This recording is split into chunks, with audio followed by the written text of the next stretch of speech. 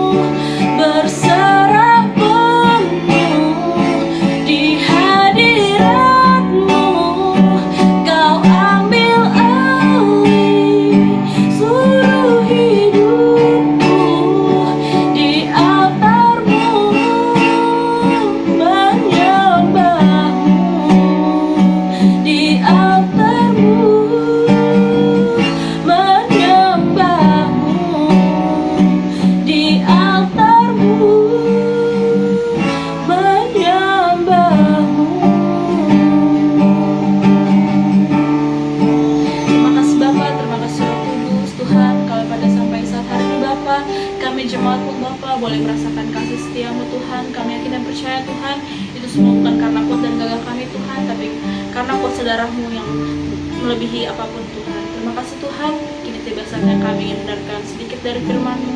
Kiranya Engkau memberkati hamba-Mu yang akan memberitakan kepada kami Bapa, dan kami jemaat-Mu boleh menjalankannya Tuhan, dan menjadi rema bagi setiap kehidupan kami. Terima kasih Tuhan Yesus. Haleluya, puji Tuhan. Kembali kita dipertemukan pada siang hari ini. Semua jemaat yang dikasihi Tuhan, jemaat yang mengasihi Tuhan, baik jemaat GPDI Eleos dan jemaat GPDI Kanaan, kembali sekalipun kita beribadah dan menerima kebenaran firman Tuhan hanya dari rumah masing-masing, tapi saya percaya berkat Tuhan senantiasa menyertai kita.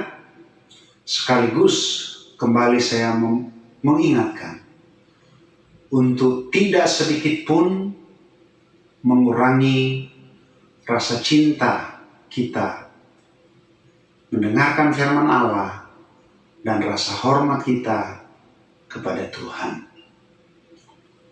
Pembacaan kita pada kesempatan ini bersama-sama kita membaca di dalam kitab Injil Yohanes pasalnya yang ke-20 ayat yang ke-20. Dan sesudah berkata demikian, ia menunjukkan tangannya dan lambungnya kepada mereka.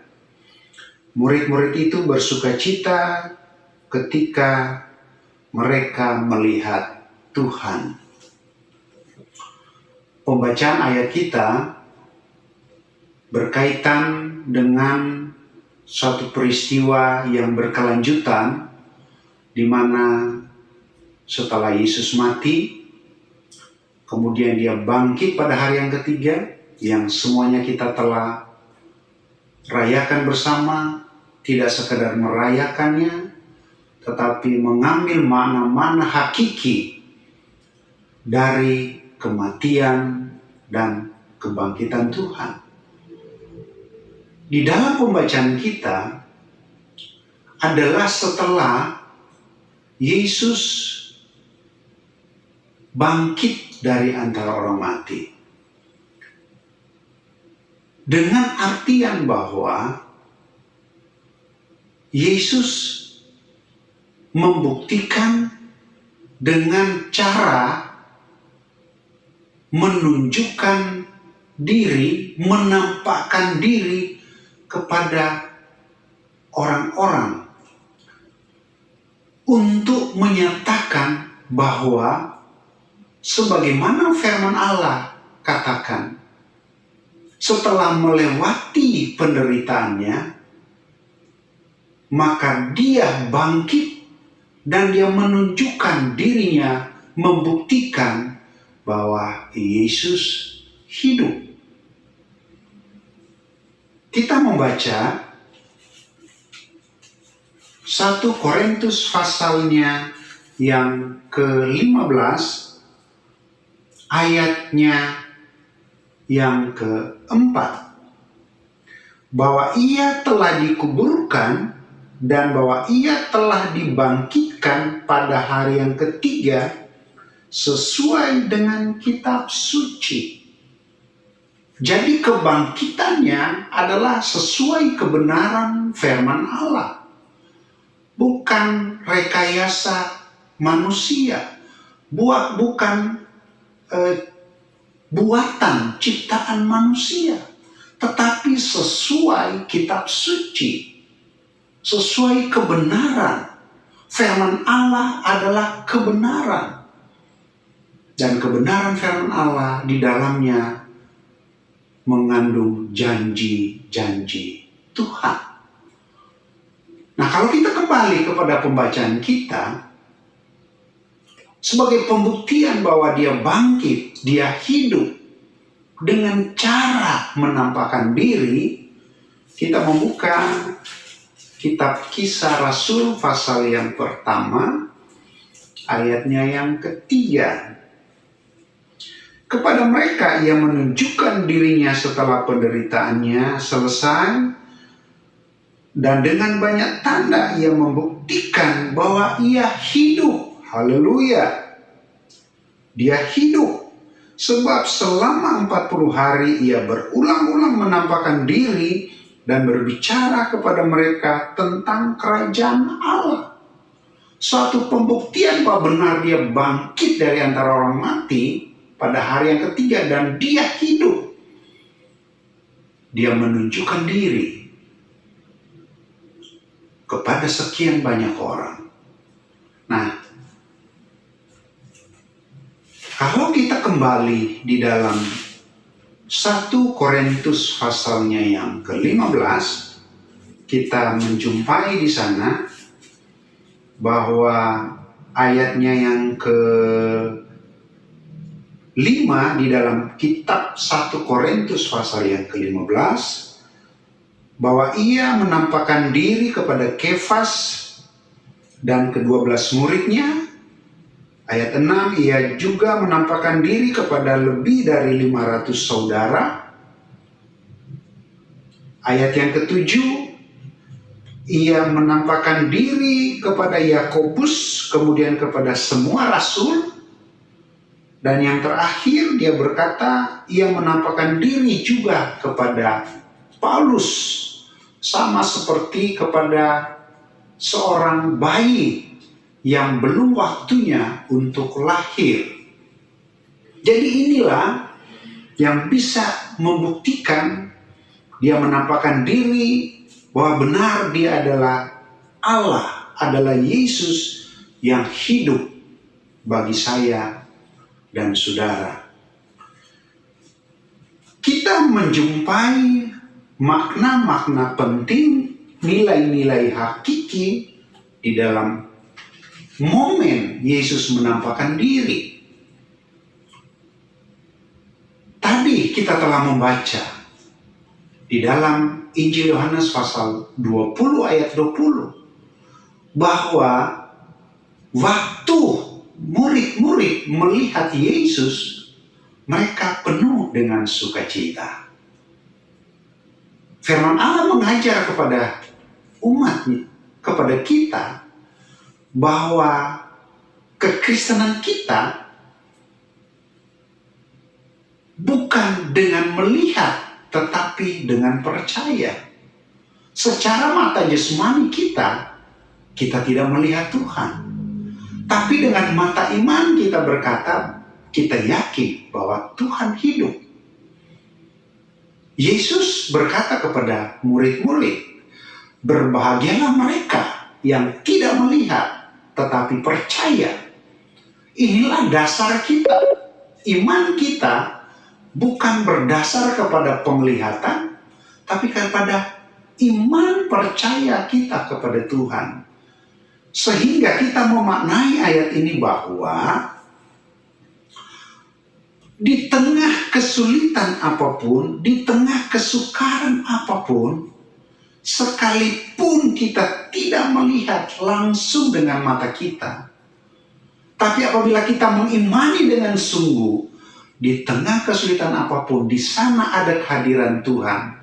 Berarti harus dibarengi, diiringi dengan hati yang bersukacita. Harus dibalalui, harus dibarengi, sekalipun dengan kesulitan apapun, harus disertai dengan bersyukur kepada Tuhan. Demikian juga sikon situasi yang kita alami saat-saat ini. Situasi yang berat, tidak mudah. Bangsa dan pemerintah, semua lapisan masyarakat, kita gereja Tuhan, semua bersatu padu supaya COVID-19 ini bisa selesai, bisa berhenti, sehingga badai yang begitu berat ini kita hanya dapat berkata, Tuhan tolong bangsa kita, Tuhan tolong bangsa kami, supaya bisa melewati kesulitan badai yang begitu sukar ini. Yang berikutnya, makna, nilai, momen dari Yesus menampakkan diri. Apabila kita mempelajari di dalam Alkitab, dari sekian banyak yang telah kita baca tadi, Yesus menampakkan diri, maka kita menjumpai bahwa pasal 21 ayat yang ke-5, pasal 21 ayat yang ke-5, kata Yesus kepada mereka, Injil Yohanes 21 ayat 5, "Hai anak-anak, adakah kamu mempunyai lauk pauk?" Jawab mereka, "Tidak ada." Tadi Yesus menampakkan diri kepada orang-orang yang begitu dekat dengan dia. Kita pernah tahu dan kita memahami bahwa Yesus juga menampakkan diri kepada Maria dari Magdala, yaitu Maria Magdalena.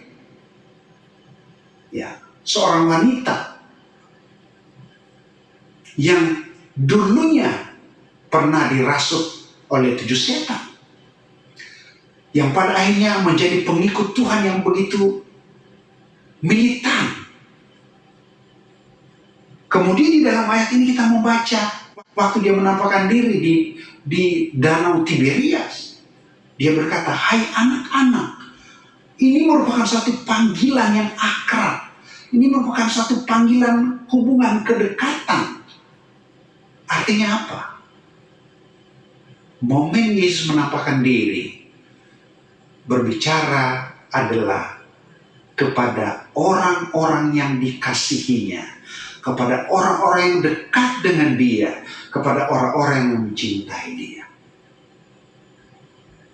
Tetapi juga kalau kita belajar kebenaran firman Allah, suatu ketika Saulus dalam perjalanannya dari Yerusalem ke Damsyik, Kisah Rasul pasal yang ke-9 ayat yang ke-3, ketika dia mendapatkan mandat surat kuasa untuk berangkat dengan tujuan untuk menganiaya, karena begitu berkobarnya kebenciannya kepada anak-anak Tuhan. Ayat 3 berkata, cahaya dari langit mengelilingi dia, dan akhirnya dia jatuh tersungkur.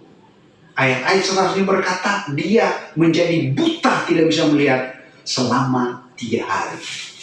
Tapi perhatikan bersama, kalau kita memperhatikan ayat-ayat ini, Kisah Rasul pasal 9 yang tadi saya sudah sebutkan, kita menemukan di dalam ayatnya yang ke-17, maka Allah mengutus Ananias dengan maksud untuk menjumpai Saulus di salah satu rumah yang dimana dia berada ketika itu. Kita baca ayat ini. Lalu pergilah Ananias, Kisah Rasul pasal 9 ayat yang ke-17. Lalu pergilah Ananias ke situ dan masuk ke rumah itu. Ia menumpangkan tangannya ke atas Saulus, katanya, "Saulus, saudaraku, Tuhan Yesus yang telah menampakkan diri kepadamu di jalan yang engkau lalui, telah menyuruh aku kepadamu supaya engkau dapat melihat lagi dan penuh dengan Roh Kudus." Haleluya. Dan seketika itu juga seolah selaput gugur dari matanya sehingga ia dapat melihat lagi. Ia bangun lalu dibaptis. Dan setelah ia makan, pulihlah kekuatannya. Saulus yang sudah 3 hari dalam kondisi buta, Tuhan mengutus Ananias berdoa, menumpangkan tangan.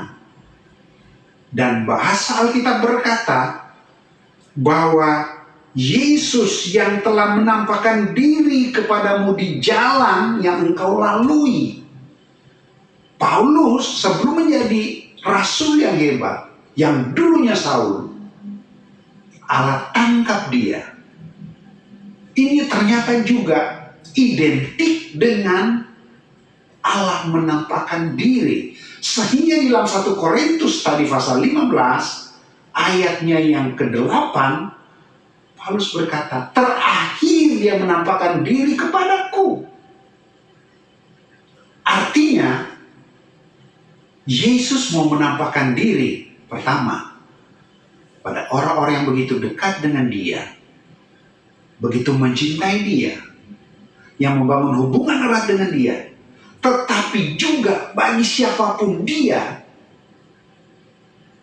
yang rindu dan yang Tuhan mau pakai untuk dijadikan alat bagi kemuliaan Tuhan. Saulus akhirnya menjadi seorang yang hebat, menjadi rasul yang begitu mempunyai kerendahan hati. Kehebatannya bukan soal dia disanjung, tidak, tetapi dia benar-benar menyatakan Kristus di dalam dirinya. Kita perhatikan ayat yang ke-20. Kisah Rasul pasal 9 ayat 20. Ketika itu juga ia memberitakan Yesus di rumah-rumah ibadat dan mengatakan bahwa Yesus adalah anak Allah. Haleluya. Saulus yang akhirnya ditumpangkan tangan dan pulih, sembuh, dapat melihat, dipenuhkan Roh Kudus, dia dibaptis, dipenuhkan Roh Kudus. Ayat ini berkata, dia langsung memberitakan Injil dan menyatakan bahwa Yesus adalah anak Allah. Haleluya. Jadi Allah di dalam Yesus Kristus mau menampakkan diri kepada siapapun. Tadi kita sudah belajar, orang yang terdekat, orang yang ada di sekitar dia, dan orang yang jauh sekalipun, orang yang sebenarnya tidak mengenal. Tetapi apabila ada maksud pelayan, maksud dan tujuan yang mulia dari Tuhan, siapapun dia, mungkin termasuk saya dan saudara, sebelum menerima Tuhan, dulu kita jauh, kita betul-betul begitu jauh di hadirat Tuhan. Tapi oleh kemurahan Tuhan, kita sekarang dekat dengan Tuhan. Haleluya. Apabila kita dekat dengan Tuhan, maka kita tenang. Kita dekat dengan Tuhan, ketakutan bisa berlalu sirna. Oleh sebab itu, mempelajari momen, makna, nilai di mana Yesus menampakkan diri kepada murid-murid. Ini berbicara tentang hal-hal di mana Allah tetap ada bersama dengan umatnya. Yesus selalu ada dengan umat-umat ketebusannya. Saya kembali memaknai firman Allah di sini. Di dalam ayat pembacaan kita tadi, waktu Yesus masuk dan menjadikan murid-murid melihat dia penuh dengan sukacita, dia menunjukkan apa? Tangan yang berlubang paku, lambung yang ditusuk, ya, mau menunjukkan bahwa tangan Yesus selalu terbuka, terulur, mengundang saya untuk datang dekat dengan Tuhan. Jangan jauhkan hidupmu saat ini kepada Tuhan.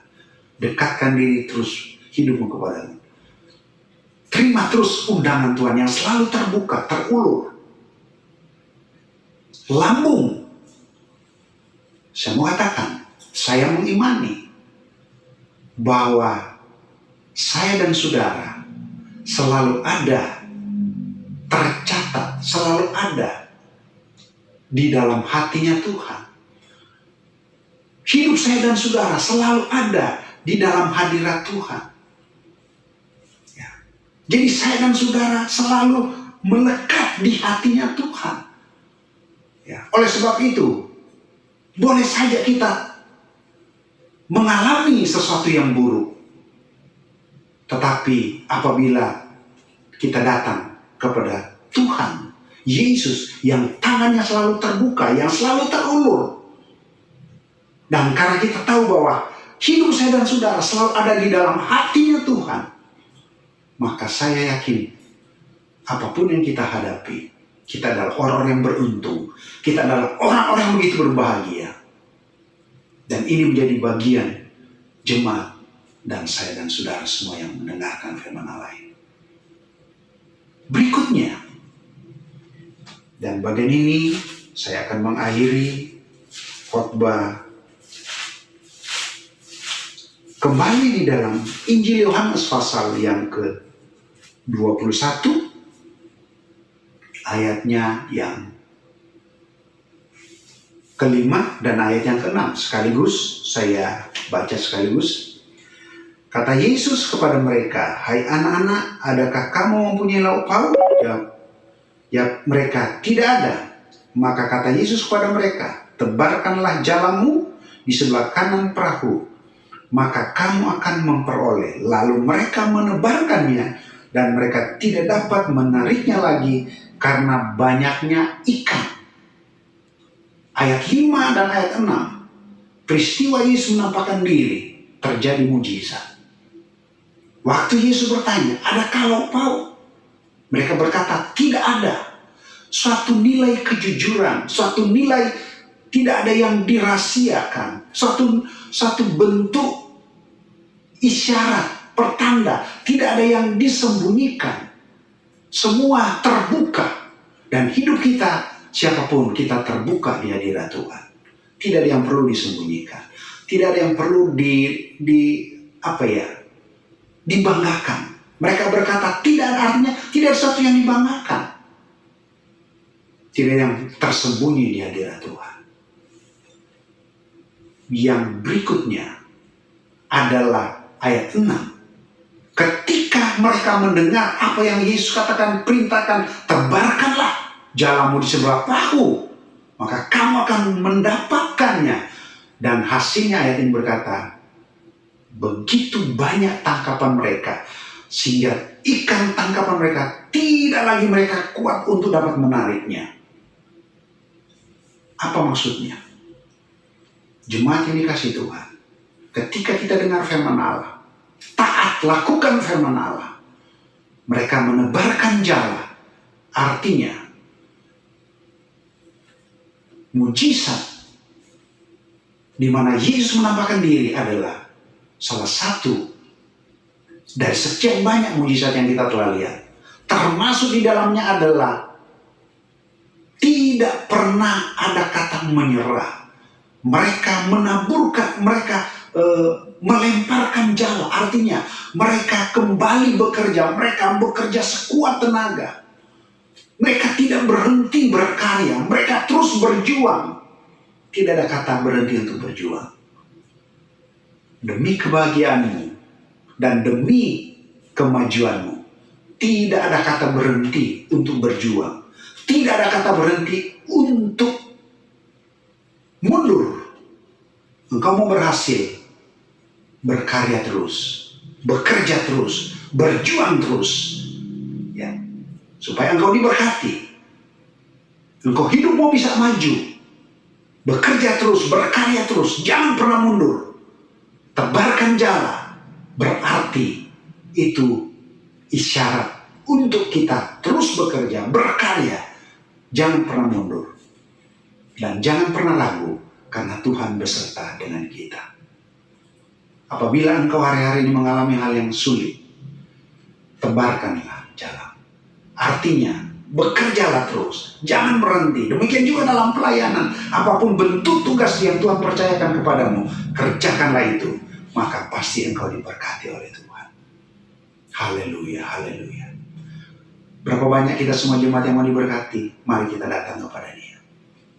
Di momen kalau murid-murid, orang-orang mengalami mujizat di mana Yesus menampakkan diri, kita pun jemaat sama rindu mengalami hal yang Allah kerjakan. Oleh sebab itu, mari kita datang berdoa kepada Dia. Bapa, di dalam nama Yesus, terima kasih untuk kebenaran firman-Mu siang hari ini, di mana Engkau menampakkan diri, membuktikan Engkau Allah yang hidup.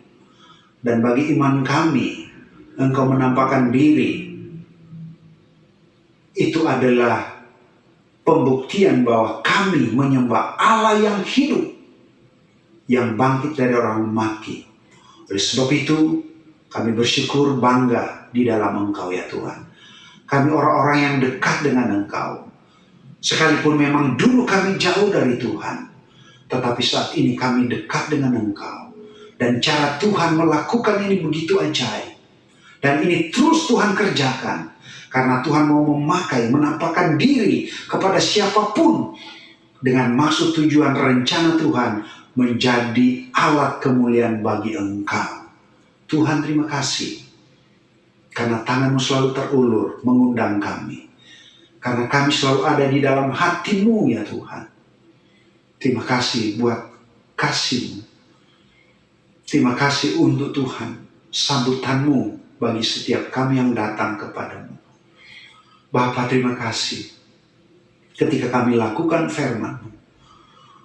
Kami terus bekerja. Kami terus berkarya. Kami berjuang. Sebagai bentuk kepatuhan atas firman Allah. Melakukan firman Tuhan. Engkau menyediakan berkat hasil yang luar biasa. Terima kasih ini menjadi iman kami. Sehingga di tengah-tengah kesulitan bangsa kami yang terjadi saat ini sekalipun. Kami percaya kami menang bersama dengan Tuhan. Kami berdoa buat bangsa, negara kami, pemerintah kami, presiden, wakil. Tuhan, semua menteri kabinet yang ada. Aparatur sipil, TNI, Polri. Begitu juga dokter, paramedis. Kami semua masyarakat. Bangsa dan negara. Sampai pemerintah yang paling terendah. Berjuang bersama. Supaya Tuhan COVID-19 ini berhenti dan berlalu. Sehingga bangsa kami bebas. Melewati badai yang begitu berat ini. Tuhan. Dan di tengah situasi seperti itu pun. Ekonomi keuangan kami percaya sebagaimana firman Tuhan, maka kami akan mendapatkan tangkapan yang begitu banyak ya Tuhan. Kami akan menerima hasil yang luar biasa.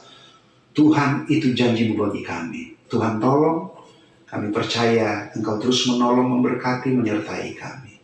Oleh dan sebab itu, mengimani kebenaran firman Allah, kami akan menghadapi aktivitas sekalipun hanya di rumah masing-masing.